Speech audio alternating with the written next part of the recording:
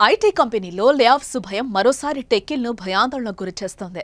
గత కొంతకాలంగా టెక్ ఉద్యోగుల తొలగింపులు తగ్గినప్పటికీ తాజాగా సింగపూర్కు చెందిన ప్రముఖ ఐటీ కంపెనీ తన ఉద్యోగులను తొలగిస్తున్నట్లుగా ప్రకటించింది. సింగపూర్కు చెందిన డైసన్ కంపెనీ అకస్మాత్తుగా ఉద్యోగులను తొలగిస్తున్నట్లుగా ప్రకటించింది.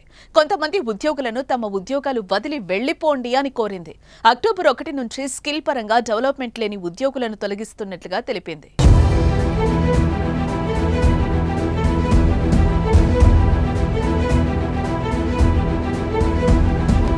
ఉద్యోగ భద్రత విషయంలో కంపెనీ ఉద్యోగులకు భరోసా ఇచ్చిన కొద్ది నెలలకే డైసన్ సంస్థ ఉద్యోగులను తొలగిస్తున్నామని చెప్పడంతో ఐటీ ఉద్యోగులను కలవరపెడుతోంది. ఇటీవల డైసన్ కంపెనీ యూకే బ్రాంచ్ 1000 మంది ఉద్యోగులను తొలగించింది. అంటే యూకే బ్రాంచ్ లో 1/3 ఉద్యోగులను లేఆఫ్స్ పేరిట తొలగించారు.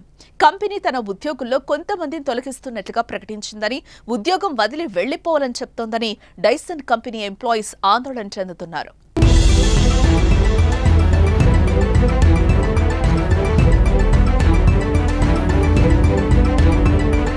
తొలగించిన కంపెనీ ఉద్యోగులకు ఈమెయిల్స్ ద్వారా సమాచారం ఇచ్చింది డైసన్ యాజమాన్యం.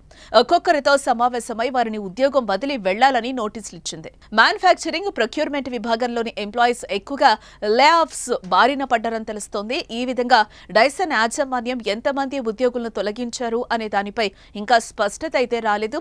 సింగపూర్ బ్రాంచ్ లో కంపెనీ పెట్టుబడులను పెంచుతున్నామని డైసన్ గతంలో చెప్పింది. దీంతో ఉద్యోగులకు ఎలాంటి ఢోకా లేదని భరోసానిచ్చింది.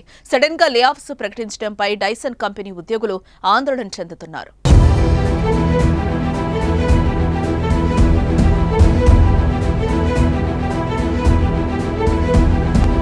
కాగా డైసన్ కంపెనీ దాని ప్రీమియం వాక్యూమ్ క్లీనర్లు, హెయిర్ డ్రైయర్లకు ప్రసిద్ధి చెందింది.